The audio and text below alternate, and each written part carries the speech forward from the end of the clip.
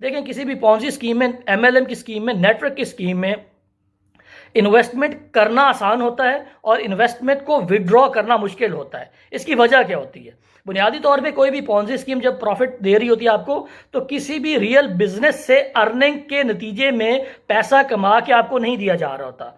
बुनियादी तौर पे सिर्फ जो नेटवर्क का हिस्सा लोग हैं उनकी इन्वेस्टमेंट को घुमाया ऐसे जाता है कि आपके आने वाले जो आपसे बाद में आने वालों की इन्वेस्टमेंट है वो आपके लिए प्रॉफिट है, और आपकी जो इन्वेस्टमेंट थी वो आपसे जो पहले लोग थे उनका प्रॉफिट था।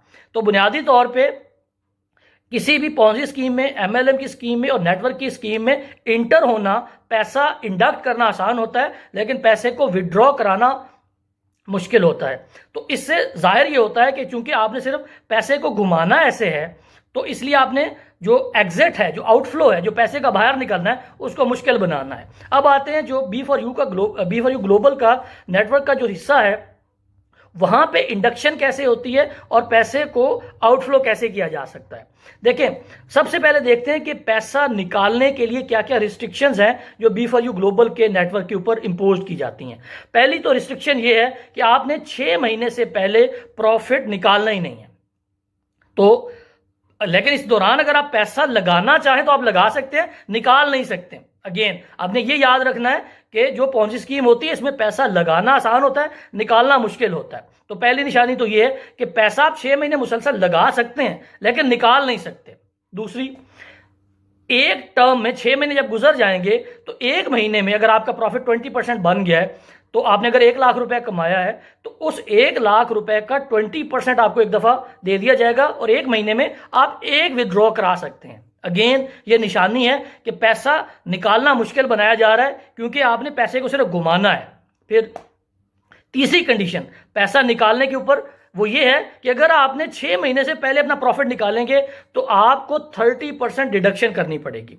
अब ये किसी भी बैंकिंग में लगने वाली डिडक्शन से बहुत ज्यादा डिडक्शन है। इसकी पता नहीं क्यों, वजह वही है जो मैंने पहले अर्ज की कि जब आपने पैसे के इनफ्लो को इंश्योर करना है कि पैसा बिजनेस के अंदर आए ज्यादा और निकले कम, उसके बाद अगर आपने 2 महीने में बिजनेस में से पैसा निकालेंगे तो आपको 35% ऑफ योर प्रिंसिपल अमाउंट काट के वापस कर दिया जाएगा। अगर आप 4 महीने में निकालेंगे तो 20% ऑफ योर प्रिंसिपल अमाउंट में से डिडक्शन होगी और आपको पैसे वापस कर दिए जाएंगे, और 6 महीने से पहले अगर निकालेंगे तो 10%। तो ये तमाम जो निशानियां हैं इनसे जाहिर ये होता है कि आप कोई ऐसा मॉडल बनाना चाह रहे हैं जिसमें आप पैसे का इनफ्लो तो इंश्योर करना चाहते हैं, लेकिन जैसे ही आउटफ्लो की बात आती है आप उसके ऊपर रिस्ट्रिक्शन लगाते हैं। ये किसी भी पॉन्जी स्कीम की एक निशानी होती है।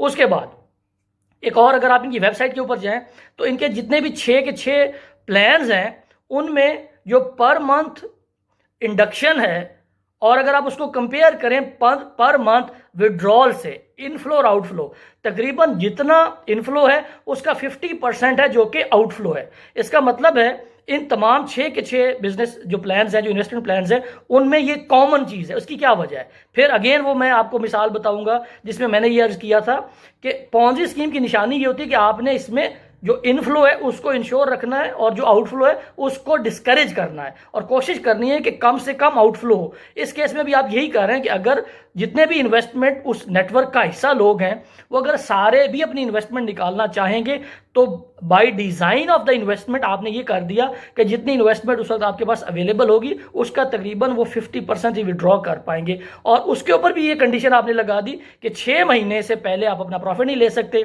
और अगर उससे पहले लेना चाहेंगे तो उसके ऊपर 30% डिडक्शन होगी। ये तमाम जो टर्म्स एंड कंडीशंस हैं ये इनकी वेबसाइट के ऊपर अवेलेबल